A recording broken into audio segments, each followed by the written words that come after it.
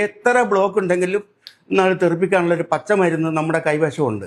അത് രാത്രി കിടക്കാൻ നോക്കുമ്പോൾ 50 മില്ലി മരുന്നെടുത്ത് ചെറുതേന് ഒഴിച്ച് കഴിച്ചു കഴിഞ്ഞാൽ ഏത് ബ്ലോക്കും മാറിക്കിട്ടും.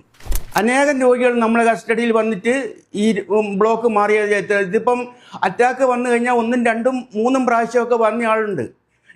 ത്രെഡ് ഇട്ട ആളുണ്ട്. സർജറി ചെയ്തിട്ട് ത്രെഡ് ഇട്ട ആൾ പോലും ഈ മരുന്ന് നമുക്ക് വർഷത്തിൽ 10 ദിവസം കഴിച്ചു കഴിഞ്ഞാൽ ഇതിന് വളരെ ഫലപ്രദമാണ്. നോർമൽ ആണെങ്കിൽ അവരുടെ ശാരീരികമായിട്ടുള്ള ക്ഷീണങ്ങളാണ് ഉണ്ടാകുക. അഥവാ ലേശം കൂടി കൂടിക്കഴിഞ്ഞാൽ നെഞ്ചത്ത് നിന്ന് മെല്ലെ ഒരു ഇടിപ്പ് പോലെ വരും.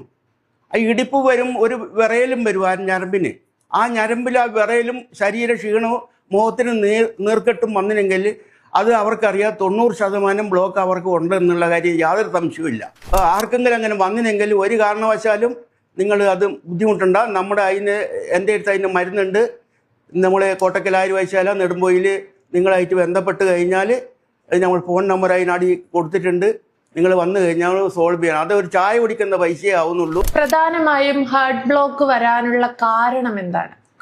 ഹാർട്ട് ബ്ലോക്ക് വരാനുള്ള കാരണം എന്ന് വെച്ചാൽ ഇന്നത്തെ ജനറേഷൻ എന്ന് വെച്ചാൽ ഫാസ്റ്റ് ഫുഡാണ് കാരണം. ഫാസ്റ്റ് ഫുഡിനകത്ത് അടങ്ങിയിരിക്കുന്ന ഒരുപാട് കെമിക്കലാണ് ഒന്നാമതേ ഉള്ളത്.